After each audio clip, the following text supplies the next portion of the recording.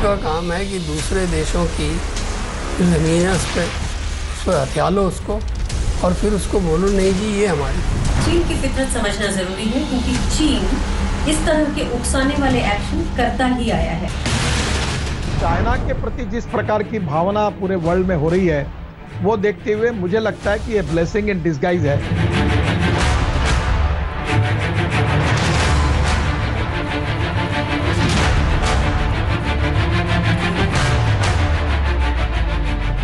भारत की आत्मनिर्भरता में संसार के सुख, सहयोग और शांति की चिंता होती है। And you are doing recce, patrolling your area. So many people. आत्मनिर्भरता होती है कि भारत एक अपने आप में शक्ति बने, एक सुपर पावर बने। इस स्वदेशी के मंत्र को लेकर के जो मैं आगे बढ़ा था, उस फकीर के स्वर में वजीर के स्वर मिलने से मुझे खुशी है कि अब जरूर ये देश आत्मनिर्भर बनेगा। 21वीं सदी भारत की हो, इसका मार्ग एक ही है, आत्मनिर्भर भारत।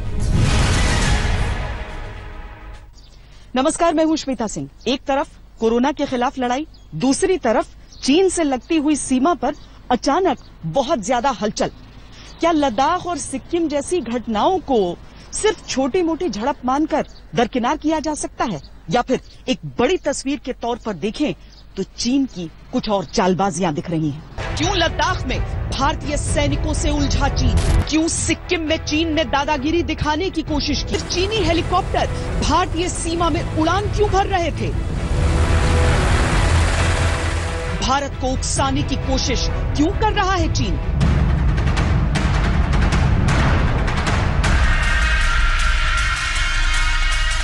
चाइना को आपको पता है कि वो एक्सपेक्टिस्ट पॉलिसी है उनकी, वो हर जगह उसका यही हाल है। 22 उसके नेबर हैं, उन 22 के साथ उसका टेरिटरी डिस्प्यूट है। और अभी आप चाइना सी देख लीजिए किस हिसाब से वो चल रहा है। तो चाइना की जो एक्सपेंशनिस्ट पॉलिसी है वो ये उसी वजह से ये सारा कुछ है। इस वक्त तो शायद क्योंकि पूरे विश्व का ध्यान चीन की तरफ कोरोना के कारण है, तो एक तो ये भी रीजन हो सकता है कि चीन वहां से ध्यान हटाकर और ध्यान इस तरफ लाना चाहता हो। लेकिन अगर हम मिलिट्री की दृष्टि से देखें तो हो सकता है चीन के निशाने पर या तो अरुणाचल हो या कोई और जगह, और यहाँ पर इस तरह से अपने हेलीकॉप्टर फ्लाई करा के वो हमारा ध्यान उस तरफ भटका रहा हो। भारत की भूमि पर नजर गड़ाता चीन भूल जाता है कि ये 1962 नहीं है, और सैन्य से लेकर आर्थिक मोर्चे पर भारत उससे लोहा लेने की, उसे परास्त करने की क्षमता रखता है। अब वो भारत जो 1962 में हुआ था वो अब नहीं है भारत। हमारी फौज बढ़ गई है, उसके बाद साजो सामान आ गया, उसके बाद कपड़े लत्ते आ गए हैं, इंफ्रास्ट्रक्चर हमारा अच्छा हो गया है बॉर्डर एरियाज़ के अंदर। तो ये सारी चीज़ें जो हैं ध्यान में रखने वाली बात है। एक और चीज़ जो आपको ध्यान में रखनी चाहिए वो ये है कि 1979 चाइना ने आखिरी लड़ाई लड़ी थी वियतनाम के अगेंस्ट। तब से लेके अभी तक देखिए कितने साल हो गए, उनको लड़ाई का एक्सपीरियंस नहीं है। और इंडियन आर्मी जो है दुनिया की सबसे बैटल हार्डन्ड आर्मी है। पूरी दुनिया ने कपटी चीन का असली चेहरा देख लिया। उसका छल, उसकी चालबाजियां अब विश्व के सामने हैं, और भारत का विशाल हृदय भी दुनिया देख रही। चीन ने वायरस पैदा किया, भारत ने वायरस से लड़ने का भरोसा पैदा किया। चीन आज भी जानकारियों को छिपा रहा है। भारत दुनिया की जान बचाने के लिए जी जान से मेडिकल रिसर्च में लगा है। चीन इस मुश्किल समय में भी सैन्य दबदबा दिखा रहा है। भारत दवाइयों से लेकर चिकित्सकों को दुनिया भर में पहुंचा रहा है। चीन दुनिया की अर्थव्यवस्था चौपट करने का दोषी है। भारत अनुकूल अर्थनीतियां बनाकर दुनिया को मदद पहुंचाने की योजना बना रहा है, इस संकल्प के साथ कि एक मेड इन चाइना वायरस का मेड इन इंडिया इलाज होगा।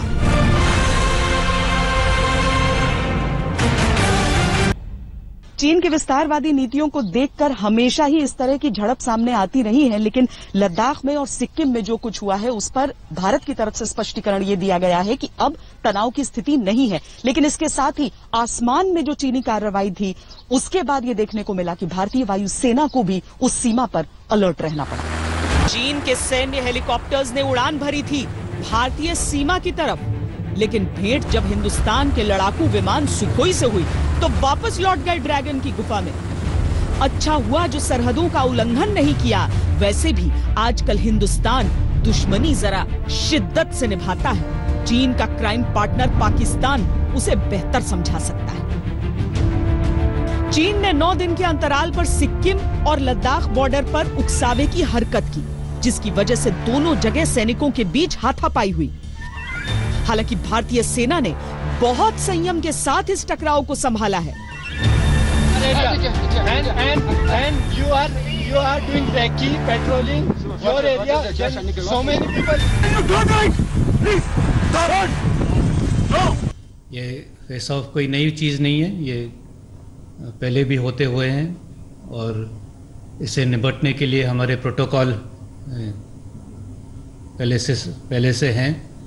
वो अगर उस पेट्रोल के लेवल पर ये मामला सुलझा नहीं जा सकता तो फिर डेलीगेशन लेवल मीटिंग होते हैं, highest military level commander meeting होते हैं और उस वक्त आपस में बातचीत करके एक दूसरे के पॉइंट को समझते हुए फिर दोनों साइड डिसएंगेज हो जाते हैं और मामला सुलझ जाता है।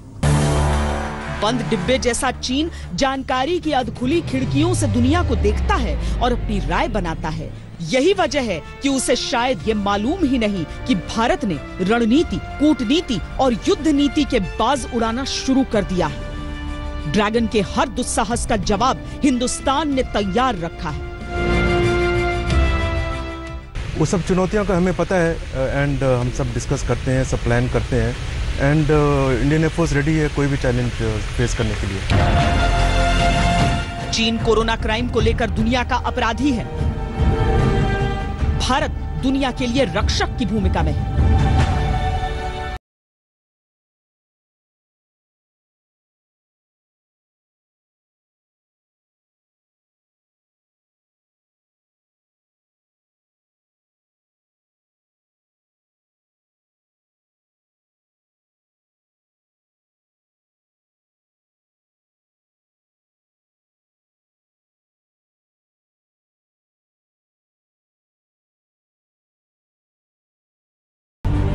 देखिए, चाइनीज़ जो हैं वो आज की नहीं है, हिस्टोरिकली है कि वो एक एक्सपेंशनिस्ट पावर है। उनका काम है कि दूसरे देशों की जो ज़मीन है उस पर हथिया लो उसको और फिर उसको बोलो नहीं जी ये हमारी थी। सबसे बड़ा उदाहरण तिब्बत है। तिब्बत कभी भी चाइना का हिस्सा नहीं रहा, लेकिन वो पूरी फ़ौज लेके वहाँ 1950 और 51 में घुस गए और उस पर कब्ज़ा कर लिया। यही चीज़ उन्होंने रशिया के अगेंस्ट करने की कोशिश की, वहाँ मुँह की खानी पड़ी। यही चीज़ उन्होंने वियतनाम के अगेंस्ट 1979 में करने की कोशिश की, वहाँ मुँह की खाई। नया भारत चीन की धोखेबाज प्रवृत्ति को लेकर रत्ती भर धोखे में नहीं रहता, न ही चीन क्या सोचेगा वाली नीति को मानते हुए अपने कदम बढ़ने से रोकता है। चीन की तमाम रुकावटों के बावजूद भारत ने चीन सीमा तक जो सड़क पहुंचानी थी वो पहुंचा दी। चीन ने कोरोना काल में जो घटिया मेडिकल उपकरण भेजे थे वो उसने चीन को वापस लौटा दिए। जिस गिलगिट बल्टिस्तान में चीन पाकिस्तान के भरोसे अपना इकोनॉमिक कॉरिडोर प्रोजेक्ट पूरा करने में जुटा है, उसे हिंदुस्तान ने मौसम की भविष्यवाणियों से लेकर ऑफिशियल अकाउंट्स में शामिल कर लिया।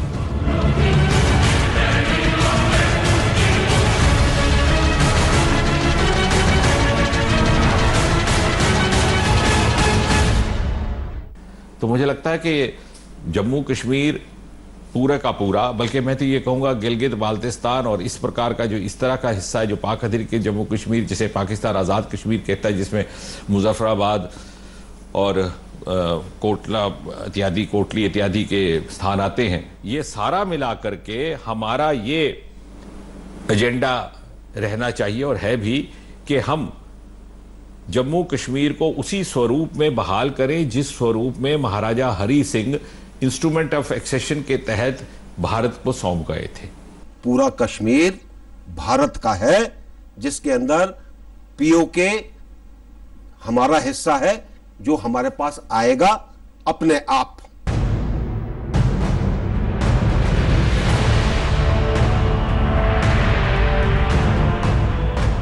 कोरोना का संकट पूरी मानवता के सामने चुनौती बना हुआ है। भारत विशाल आबादी के साथ दुनिया भर की जैसे भी जो भी मदद हो सकती है कर रहा है। ऐसे में चीन की हरकतें उसे और भी ज्यादा अपराधी बनाती हैं। जहां तक बात रही भारत की, तो भारत ने फिलहाल चीनी वायरस के घुसपैठिए और हेकड़ी वाले संक्रमण का परमानेंट इलाज ढूंढ लिया है।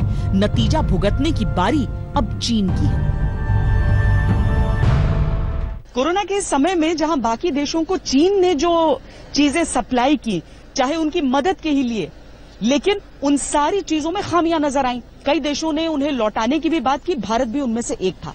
लेकिन जब उन्हीं देशों ने भारत से कहा कि आप मदद कीजिए, तो भारत ने अपनी पूरी कोशिश लगाकर उन सबको भरपूर मदद पहुंचाई। पूरी दुनिया चीन और भारत में ये फर्क साफ साफ देख रही है।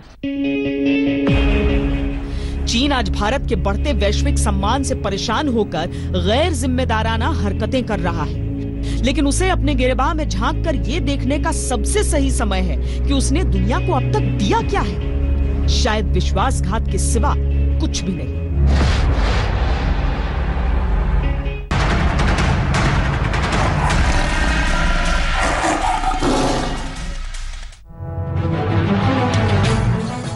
जब कोरोना संक्रमण हिंदुस्तान में बहुत ज्यादा नहीं बढ़ा था, तभी भारत ने दक्षिण पूर्वी देशों को कोविड सैंपल भारत में टेस्ट कराने का ऑफर दिया था। नई बीमारी होने के कारण कई देश इसके टेस्ट में सक्षम नहीं थे, जबकि भारत की वायरोलॉजी लैब्स सर्टिफाइड थी। दूसरी तरफ चीन दुनिया से कोरोना का सच छुपाता रहा। मरने वालों के आंकड़े बढ़ते गए, लेकिन चीन ने वायरस का सच सामने नहीं आने दिया।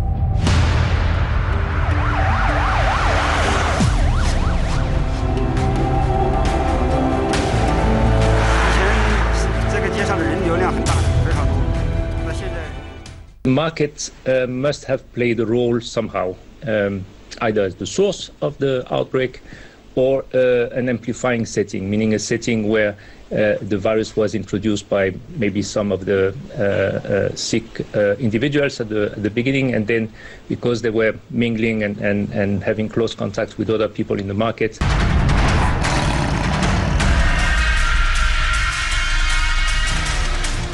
चीन ने पूरी दुनिया को खराब क्वालिटी के पीपीई किट्स और जांच किट सप्लाई किए, उसके बदले में मोटी रकम वसूली। लेकिन दुनिया देख रही है कि जब तमाम देशों ने भारत से हाइड्रोक्सीक्लोरोक्वीन दवा मांगी, तो भारत ने अपनी जरूरत के बावजूद 55 देशों को दवा पहुंचाई। Remember, China has a history of infecting the world, and they have a history of running substandard laboratories. These are not the first times that we've had a world exposed to viruses as a result of failures in a Chinese lab. I can tell you that there is a significant amount of evidence that this came from that laboratory in Wuhan. चीन के खाते में सिर्फ virus का गुनाह नहीं है, बल्कि रोते तड़पते लोगों के घावों पर उसने जो नमक छिड़का, उसे भी दुनिया लंबे समय तक भुला नहीं पाएगी।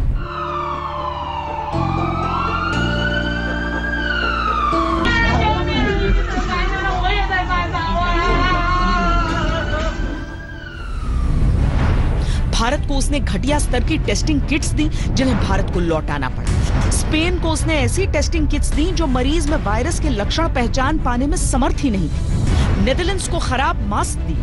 टर्की के साथ भी उसने यही किया।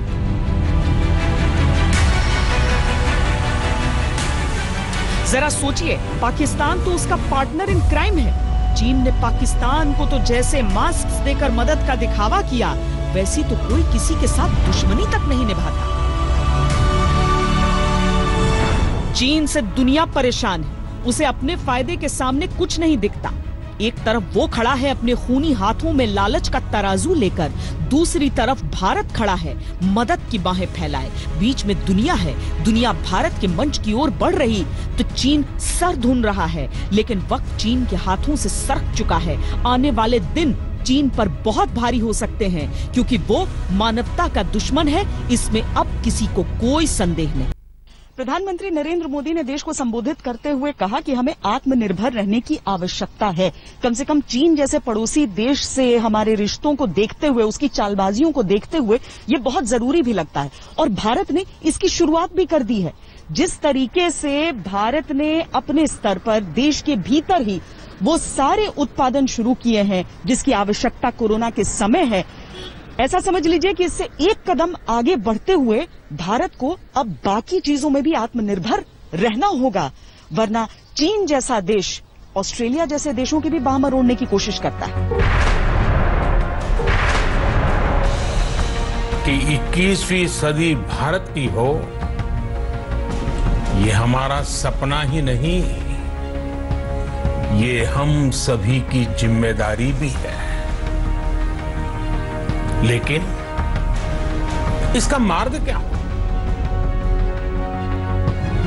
विश्व की आज की स्थिति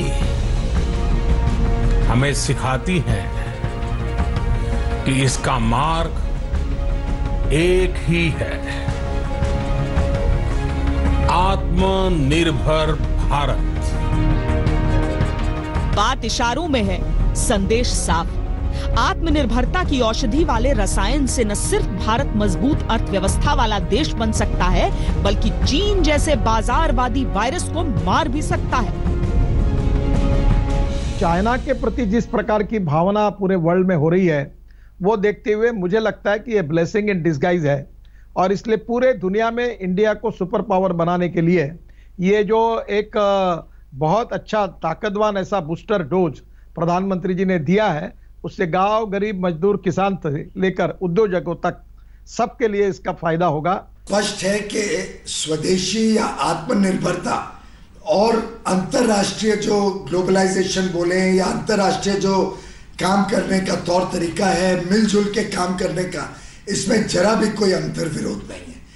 आत्मनिर्भरता होती है कि भारत एक अपने आप में आर्थिक शक्ति बने, एक सुपर पावर बने, भारत में मैन्युफैक्चरिंग को बल मिले, मेक इन इंडिया को बल मिले, लोगों में एक नेशनलिस्टिक स्पिरिट हो, एक ऐसी भावना जगे कि भारत में निर्माण किया हुआ वस्तु भी अच्छी गुणवत्ता वाला हो सकता है, उसकी भी अपनी वैल्यू है। हर वस्तु में लाखों करोड़ों लोगों को पीछे नौकरी मिलती है, काम करने का अवसर मिलता है, हमारे उद्यमी को अवसर मिलते हैं, हमारे उद्योग को बल मिलता है। ये स्पिरिट आज देश में जागृत करने की आवश्यकता है। चीन को सबक सिखाना है तो सरहद पर सटीक जवाब के साथ देश को आर्थिक आत्मनिर्भरता वाले रास्ते पर भी चलना होगा। चीनी उपकरणों पर भारतीयों की निर्भरता ने चीन को भारत के बाजार पर बड़ा कब्जा जमाने की जमीन दे दी। अब वक्त उस जमीन को वापस लेने का है। साल 2000 में भारत और चीन के बीच सिर्फ 3 अरब डॉलर का कारोबार था, जो 2019 तक 100 अरब डॉलर तक पहुंच गया। लेकिन इस कारोबारी रिश्ते से चीन भारत के मुकाबले 5 गुना फायदा उठाता रहा है। एक रिपोर्ट के अनुसार 2018 में भारत चीन के बीच 95.54 अरब डॉलर का कारोबार हुआ, जिसमें भारत ने सिर्फ 18.84 अरब डॉलर का ही निर्यात किया था।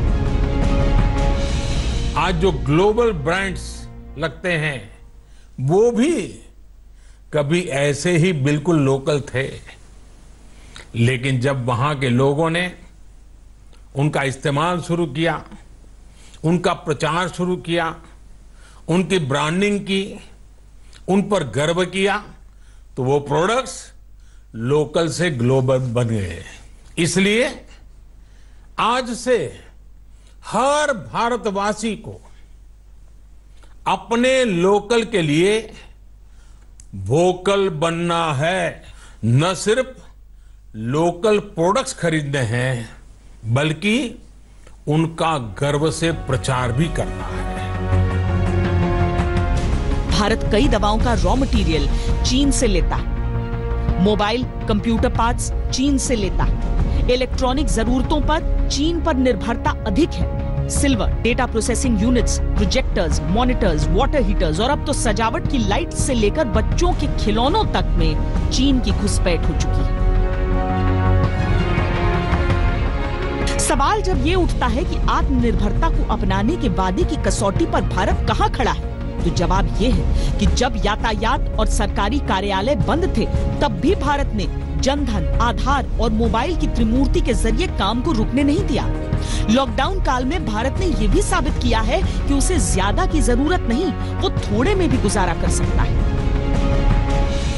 यूरोप की कंपनियां हैं, जो अलग अलग देशों की जो भी कंपनियां हैं, कोई भी देश आगे बढ़ा है। आप जापान की हिस्ट्री देख लीजिए, आप इजराइल को देख लीजिए, अमेरिका को देख लीजिए, यूके को देख लीजिए, जर्मनी, फ्रांस, इटली जैसे देश को देख लीजिए। जो देश अपने बूते पर आगे बढ़ा, उसने पूरी दुनिया में कामयाबी के कीर्तिमान बनाए। तो भारत लोकल से ग्लोबल क्यों नहीं हो सकता? मोदी जी ने खुद कहा कि जो आज ग्लोबल ब्रांड हम देख रहे हैं वो कभी कल लोकल हुआ करते थे। तो भारत क्यों नहीं ग्लोबल हो सकता? उसके लिए हमें वोकल होना पड़ेगा, उसके लिए हमें प्राइड करना पड़ेगा। जैसे आज 30 सालों से मैंने संकल्प लिया हुआ है कि मैं कोई भी विदेशी प्रोडक्ट इस्तेमाल नहीं करूंगा, घड़ी से लेकर के, गाड़ी से लेकर के, मोबाइल से लेकर के, पेन से लेकर के। तो ऐसे संकल्पों को हमें अपनाना पड़ेगा। ये ठीक है कि लॉकडाउन इफेक्ट्स के चलते भारत इस समय लड़खड़ाती अर्थव्यवस्था के साथ खड़े होने की कोशिश कर रहा है। सामने चीन की बड़ी चुनौती है, लेकिन चुनौतियों के वक्त देश एकजुट कैसे होता है, ये दुनिया जानती है।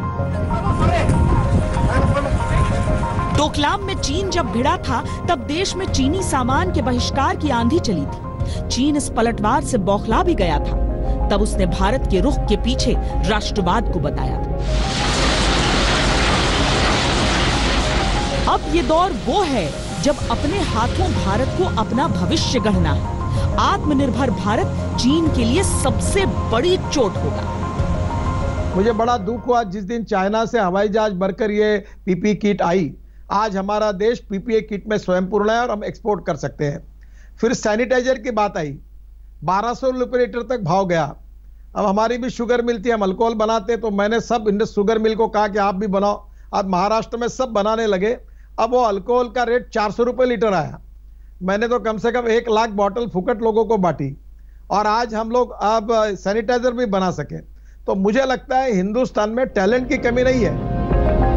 इंफ्रास्ट्रक्चर से लेकर देश की जरूरतों तक सब बदलना होगा। उद्योग धंधों से लेकर सप्लाई चेन तक सब कुछ बहुत मजबूत बनाना होगा। प्रधानमंत्री ने आह्वान किया, चीन बौखला रहा है कि कैसे भारत आगे बढ़ रहा है। जिस दौर में महाशक्तियां मातम में सर पटक रही हैं, भारत कैसे आत्मनिर्भरता का मंत्र रट रहा है। चीन को समझ लेना चाहिए कि ये अभी शुरुआत है। इस बार जो भारत खड़ा होगा वो चीन की किसी भी दीवार से बड़ा और ऊंचा होगा। वैसे भी दुनिया के प्लेटफॉर्म पर चीन की उल्टी गिनती शुरू हो चुकी है। एक छोटे से ब्रेक के लिए रुक रहे हैं। ब्रेक के बाद आपको दिखाएंगे कि किस तरीके से अब दुनिया के हर कोने में जितने भी देश मौजूद हैं वो सब चीन से जवाब चाहते हैं। आप देखते रहिए आज तक।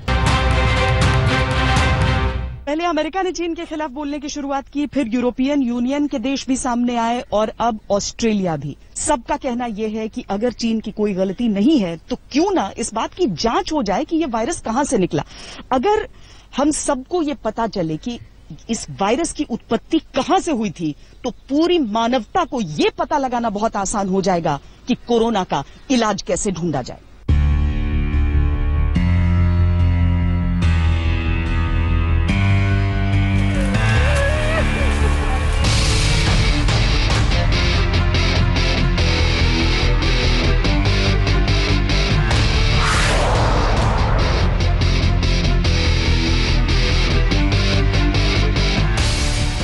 देश जुटे इस मंथन में कि चीन के कोरोना क्राइम का क्या किया जाए। 7 देश जुटे इस चिंतन में कि चीन को कैसे उसके गुनाह का एहसास कराया जाए। 7 देश जुटे इस विचार विमर्श में कि कैसे चीन की बढ़ती दादागिरी पर लगाम लगाई जाए ताकि फिर कोरोना जैसी मुश्किल दुनिया को दर्द के समुद्र में न धकेल सके।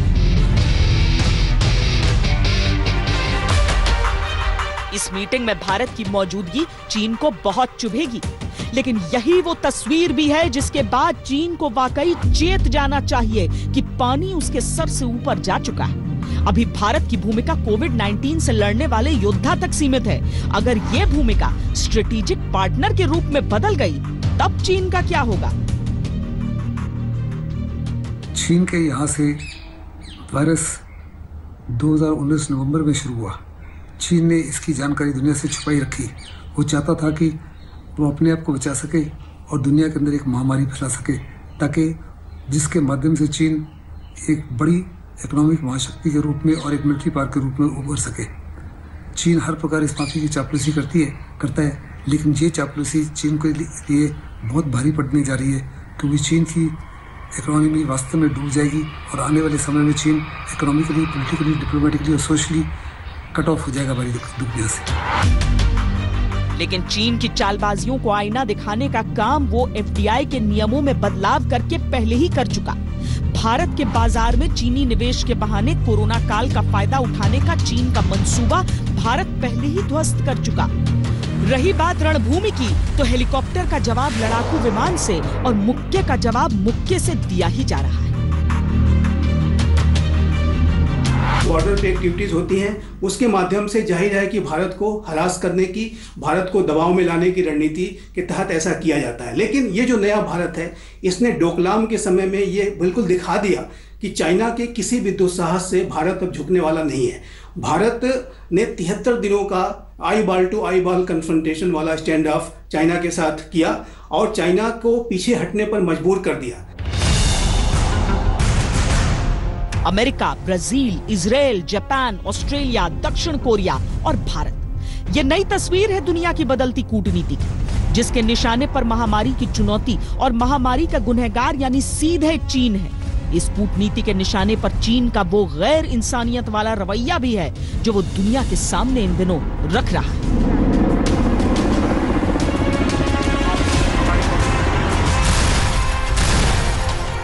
कोरोना से मिले दर्द में डूबी दुनिया चीन की हरकतें देख रही है। वो लगातार कभी स्पेस मिशन को आगे बढ़ा रहा है, कभी परमाणु हथियारों का जखीरा बढ़ाने की कोशिशें कर रहा है,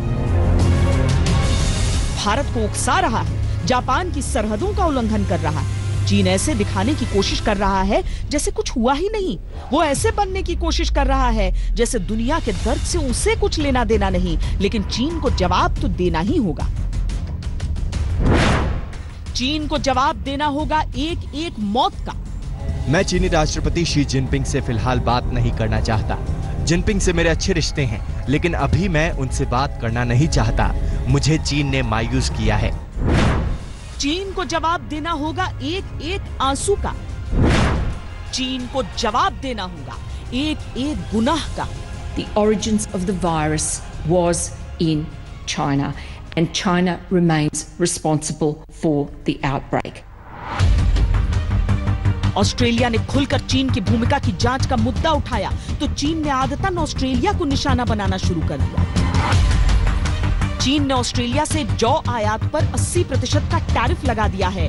कई मीट प्रोसेसिंग प्लांट से आयात पर प्रतिबंध लगा दिया है। इसके अलावा चीन पर्यटन पर असर की धमकी दे रहा है। चरित्र है, वो पैसे के दम पर, हथियारों के दम पर दुनिया भर में हेकड़ी दिखाता घूमता है। लेकिन कोरोना की पीड़ा ने दुनिया को एक होने का मौका दिया है। जिस दिन हवा का रुख बदलेगा, चीन चारों खाने चित्त होगा। वैसे हवा का बदलता रुख महसूस हो रहा है। 5 महाशक्तियां, जिनमें अमेरिका, ब्रिटेन, कनाडा शामिल हैं, उन्होंने चीन के खिलाफ सबूतों की पुख्ता रिपोर्ट तैयार कर ली है। 15 पन्नों की इस रिपोर्ट को चीन के खिलाफ इंटरनेशनल डॉसियर माना जा रहा है। डॉसियर में सिलसिलेवार ढंग से चीन के एक एक गुनाह का जिक्र है। चौतरफा घिरता चीन इसीलिए बौखला रहा है। इसी बौखलाहट में वो कभी जापान से तो कभी ऑस्ट्रेलिया से तो कभी भारत से उलझता घूम रहा है। कब होगा ये नहीं कहा जा सकता, लेकिन चीन का हिसाब किताब होगा, ये तय है। अमेरिका के सेनेटर्स ने ऊपरी सदन में चीन पर प्रतिबंधों का बिल पेश कर दिया। इसके पास होने के बाद चीन की संपत्ति को सीज करने का, चीन के खिलाफ जांच करने का, वीजा रद्द करने का, अमेरिकी स्टॉक एक्सचेंज में चीन की कंपनियों को लिस्टिंग न करने का और कई तरह के प्रतिबंध का अधिकार ट्रंप को मिल जाएगा। दुनिया की नाराजगी पहले से झेल रहे चीन के लिए यह बड़ा झटका होगा, जिससे उबरना उसके लिए आसान नहीं होगा। चीन दूसरे देशों की एक एक इंच जमीन पर अपनी बेईमान नजर रखता है। लद्दाख में यही हो रहा है, चूंकि जो लाइन ऑफ एक्चुअल कंट्रोल है वहां पर चीन हर बार हर समय यही कहता है कि उससे थोड़ी सी आगे की जमीन उसकी है और इसीलिए टकराव उत्पन्न होता है। लेकिन सिर्फ भारत के साथ उसका ऐसा गतिरोध नहीं है, बल्कि अब तो वो किर्गिस्तान, कजाकिस्तान तक को अपनी भूमि बताने लगा है। कभी कभी लगता है कि अरुणाचल की ये देशभक्ति न होती, अरुणाचल में ये वीरता न होती, यहां के लोग चीन के सामने डट करके भिड़े न होते।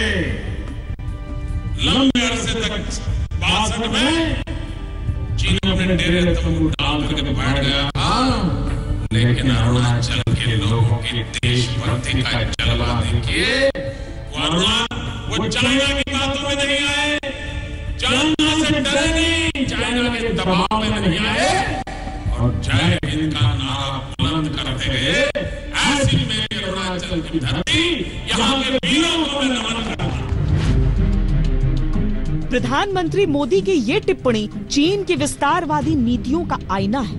जमीन के लालच में वो तिब्बत को रौंदता है, अरुणाचल प्रदेश पर बुरी नजर रखता है, डोकलाम में भिड़ता है, लद्दाख में आंखें दिखाता है। सुपर पावर कहलाने के लालच में चीन हर पैंतरा आजमा लेना चाहता है। दुनिया की सियासी शतरंज में चीन शह दे और सारी दुनिया की मात हो जाए, यही उसकी विस्तारवादी सोच का सारांश है।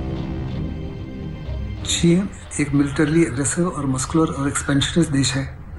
वो उसके हर देश की जमीन के ऊपर नजर है, चाहे वो वियतनाम हो या फिलीपींस हो, ब्रुनाई हो, मलेशिया हो, थाईलैंड हो, जापान हो, इंडिया हो, वियतनाम हो या किर्गिस्तान हो, कजाकिस्तान हो। वास्तव में ये सब देशों के ऊपर चीन की नजर है। भारत से चीन का झगड़ा इतना ही है कि भारत पाकिस्तान की तरह उसके सामने अपनी संप्रभुता गिरवी नहीं रखता। भारत सर नहीं झुकाता और न ही इंच भर भूमि पर चीन के अधिकार को पांव रखने देता है। दक्षिण चीन सागर पर उसने दावा ठोका और अब माउंट एवरेस्ट को निगलना चाहता है। हद तो यह है कि इस सब के बावजूद अब चीन ने पूरे देशों पर ही मालिकाना हक जताना शुरू कर दिया। चीन से जारी कुछ रिपोर्ट्स में यह दावा किया है कि मध्य एशिया के देश किर्गिस्तान और कजाकिस्तान चीन का ही हिस्सा हैं। चीन की सबसे बड़ी कंटेंट वेबसाइट toasia.com ने अपने वेब पेज पर एक आर्टिकल छापा जिसमें लिखा है, किर्गिस्तान आजाद होने के बाद चीन के पास वापस क्यों नहीं लौटा? पुराने समय में किर्गिस्तान चीन का ही हिस्सा हुआ करता था, लेकिन रूस ने उसको हथिया दिया। 1991 में सोवियत संघ के टूटने के बाद किर्गिस्तान एक स्वतंत्र देश के तौर पर स्थापित हुआ था। इसी बीच चीन की एक दूसरी प्रतिष्ठित वेबसाइट ने सोवियत संघ से निकलने वाले दूसरे देश कजाकिस्तान पर दावे की बात छाप दी। इतिहास के नजरिए से देखा जाए तो कजाकिस्तान भी चीन की जमीन पर ही बसा हुआ देश है। हालांकि इस आर्टिकल के छपने के फौरन बाद कजाकिस्तान में चीनी राजदूत को सफाई देने के लिए तलब कर लिया गया, लेकिन चीन पैंतरेबाजी से बाज आने से रहा। उसकी फितरत है पहले अफवाहें तैयार करना, फिर उन्हें सच करने के लिए हमले बोलना। वैसे चीन की इस दबंगई के पीछे एक बड़ी वजह है। दक्षिण एशियाई देश किर्गिस्तान और कजाकिस्तान में चीन ने बड़े निवेश कर रखे हैं। चीनी एक्सपोर्ट इंपोर्ट बैंक ने किर्गिस्तान को $1.7 बिलियन का लोन दिया है, जो किर्गिस्तान की कुल अर्थव्यवस्था का करीब 43% है। ठीक उसी तरह कजाकिस्तान के ऊर्जा सेक्टर में भी चीन की बड़ी भूमिका है। इसी कर्जे के एवज में चीन अब इन देशों को लील जाना चाहता है। यही तो वो करता आया है। भारत चीन को इसलिए भी खटकता है क्योंकि वो चीन के विस्तारवादी रास्ते का सबसे बड़ा रोड़ा है। मैं ये बात रिकॉर्ड पर रखना चाहता हूं कि जब मैं सदन में जब जम्मू एंड कश्मीर राज्य बोला हूं, तब पाक ऑक्यूपाई कश्मीर और अक्साई चीन दोनों इसका हिस्सा है। ये बात को और हमारे संविधान ने जम्मू कश्मीर की जो सीमाएं तय करी है और जम्मू कश्मीर के संविधान ने जम्मू कश्मीर की जो सीमाएं तय की है, उसके अंदर पाक ऑक्यूपाई कश्मीर और अक्साई चीन दोनों समाहित हैं। अक्सई चिन पाकिस्तान के विवाद के चलते चीन के पास है, लेकिन भारत अब उसका नाम पीओके के साथ लेता है तो चीन आग बबूला हो जाता है। भारत हर चुनौती के लिए तैयार है और अब भारत ने उस रास्ते पर चलने का मन भी बना लिया है जहां से चीन का सर उठा पाना नामुमकिन होगा। रुक रहे एक छोटे से ब्रेक के लिए, लेकिन चीन की ये चालबाजियां और उस पर भारत की भूमिका क्या होनी चाहिए, हमारी ये खास पेशकश जारी है। आप देखते रहिए आज तक।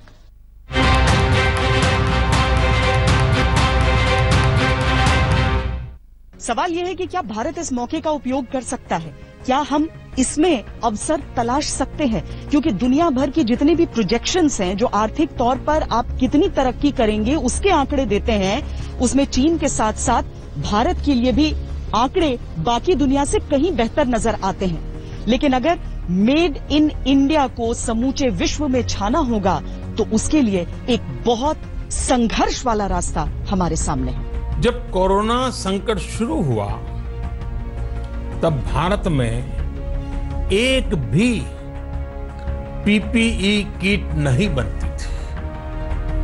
N95 मास्क का भारत में नाम मात्र उत्पादन होता था। आज स्थिति ये है कि भारत में ही हर रोज 2 लाख पीपीई और 2 लाख N95 मास्क बनाए जा रहे हैं।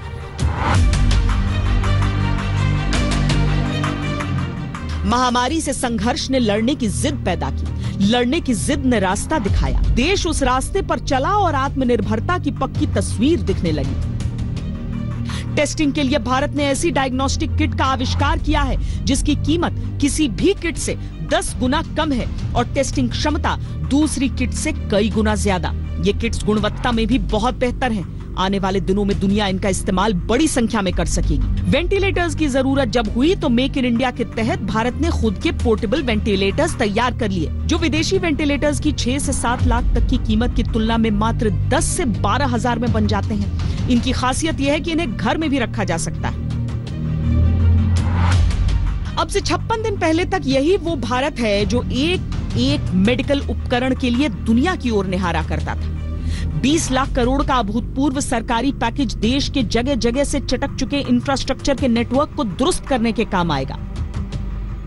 इसके अलावा चीन की चालाकियों से आजिज दुनिया के लिए भारत जैसा मददगार देश कारोबार के रास्ते खोल रहा है। देश भर में 4,61,589 हेक्टेयर जमीन चिन्हित है विदेशी कंपनियों को भारत में आकर कारोबार स्थापित करने के लिए। सरकार विदेशी कंपनियों के लिए नीतियों में परिवर्तन करने को तैयार है। आने वाले समय की तस्वीर भारत को दुनिया का बड़ा मैन्युफैक्चरिंग हब बना सकता है। इससे रोजगार भी बढ़ेगा। प्रधानमंत्री मोदी ने 2014 में ही देश को स्वावलंबी बनाने के लिए मेक इन इंडिया का नारा दिया था। इसका उद्देश्य ही कौशल विकास, बौद्धिक संपदा को सुरक्षा, नए प्रयोग और आसान निवेश के जरिए देश में रोजगार बढ़ाना और देशवासियों को आत्मनिर्भर बनाना था। स्टार्टअप और मुद्रा लोन जैसी योजनाएं चलाकर सरकार ने आत्मनिर्भरता बनाने के लिए लोगों का आह्वान पहले भी किया। ये रिफॉर्म्स खेती से जुड़ी पूरी सप्लाई चेन में होंगे ताकि किसान भी सशक्त हो और भविष्य में कोरोना जैसी किसी दूसरे संकट में कृषि पर कम से कम असर हो। ये रिफॉर्म्स रेशनल टैक्स सिस्टम, सरल और स्पष्ट नियम कानून, उत्तम इंफ्रास्ट्रक्चर, समर्थ और सक्षम ह्यूमन रिसोर्सेज और मजबूत फाइनेंशियल सिस्टम के निर्माण के लिए होंगे। कभी आजादी के संग्राम में स्वदेशी का नारा लगाया गया था। 21वीं सदी में दोबारा स्वदेशी आंदोलन का आह्वान है। यह आह्वान विदेशों पर निर्भरता से आजादी के साथ आत्मनिर्भरता की मजबूती की तरफ बढ़ने के लिए है। देश एक साथ खड़ा हुआ तो चीन जैसी आर्थिक शक्तियां कहीं नहीं टिक सकेंगी। चीन की चुनौती का समाधान तू का जवाब तड़ाक तो है, इसमें कोई संदेह नहीं, लेकिन आत्मनिर्भर भारत की मजबूती चीन के हौसले पस्त कर देगी। तय देश को करना है, देश के लोगों की इच्छा शक्ति को करना है। रास्ता सामने है, बस आगे बढ़ना है। हमारी इस खास पेशकश में इतना ही। देश और दुनिया की बाकी खबरों के लिए आप देखते रहिए आज तक। नमस्कार, मैं हूं अंजना ओम कश्यप। हमें उम्मीद है ये वीडियो आपको पसंद आया होगा। लेटेस्ट खबरों के लिए यूं ही देखते रहिए आज तक, और इस वीडियो के पसंद आने पर लाइक, शेयर एंड सब्सक्राइब करना ना भूलें।